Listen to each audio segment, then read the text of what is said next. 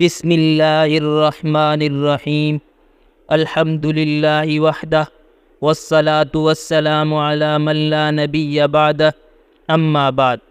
حضور صلی اللہ علیہ وسلم کی یتیم پر شفقت کا واقعہ۔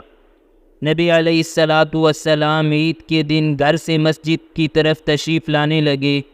راستے میں آپ صلی اللہ علیہ وسلم نے کچھ بچوں کو کھیلتے دیکھا۔ انہوں نے اچھے کپڑے پہنے ہوئے تھے۔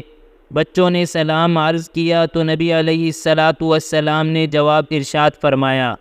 اس کے بعد آپ صلی اللہ علیہ وسلم آگے تشریف لے گئے تو ایک بچے کو خاموشی کے ساتھ اداس بیٹھے دیکھا۔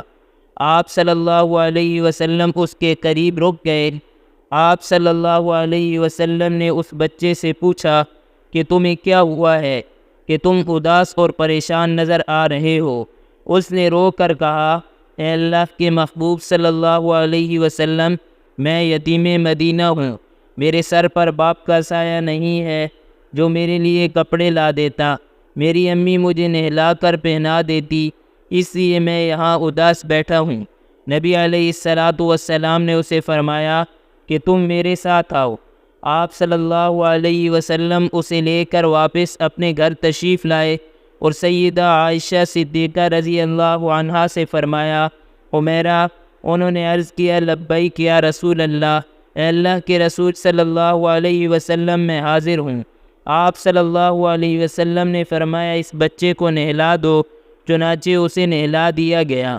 اتنے میں نبی کریم صلی اللہ علیہ وسلم نے اپنی چادر کے 2 ٹکڑے کر دیے۔ کپڑے کا ایک ٹکڑا اسے تہبند کی طرح پہنا دیا اور دوسرا اس کے بدن پر لپیٹ دیا گیا۔ پھر اس کے سر پر تیل لگا کر کنگھی کی گئی، حتیٰ کہ جب وہ بچہ تیار ہو گیا اور نبی علیہ السلام کے ساتھ چلنے لگا تو نبی علیہ السلام نے نیچے بیٹھ گئے اور اس بچے کو فرمایا، آج تو پیدل چل کر مسجد میں نہیں جائے گا بلکہ میرے نبوت والے کندھوں پر سوار ہو کر جائے گا۔ نبی علیہ السلام نے اس بچے کو کندھوں پر سوار کر لیا اور اسی حالت میں اسے گلی میں تشریف لائے جس میں بچے کھیل رہے تھے۔ جب بچوں نے یہ معاملہ دیکھا تو وہ رو رو کر کہنے لگے، کاش ہم بھی یتیم ہوتے اور آج ہمیں بھی نبی کریم علیہ السلام کے نبوت والے کندھوں پر سوار ہونے کا شرف حاصل ہوتا۔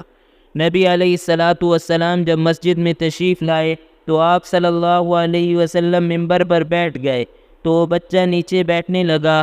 نبی علیہ السلام نے اسے اشارہ کر کے فرمایا کہ تم آج زمین پر نہیں بیٹھو گے۔ چنانچہ آپ صلی اللہ علیہ وسلم نے اس بچے کو اپنے ساتھ ممبر پر بٹھایا اور پھر اس کے سر پر ہاتھ رکھ کر ارشاد فرمایا کہ جو شخص یتیم کی کفالت کرے گا اور محبت و شفقت کی وجہ سے اس کے سر پر ہاتھ پھیرے گا، اس کے ہاتھ کے نیچے جتنے بال آئیں گے اللہ تعالیٰ اس کے نامہ اعمال میں اتنی نیکیاں لکھ دے گا۔ آپ حضرات سے گزارش ہے کہ اگر آپ نے میرا چینل دیکھ کر پڑھو سبسکرائب نہیں کیا تو اسے سبسکرائب کریں تاکہ آنے والی نئی اپڈیٹس آپ کو مل سکیں۔ ویڈیو پسند آئے تو لائک اور کمنٹ کرنا نہ بھولیں اور ثواب کی نیت سے شیئر کریں۔ وَأُفَوِّضُ أَمْرِي إِلَى اللَّهِ إِنَّ اللَّهَ بَصِيرٌ بِالْعِبَادِ۔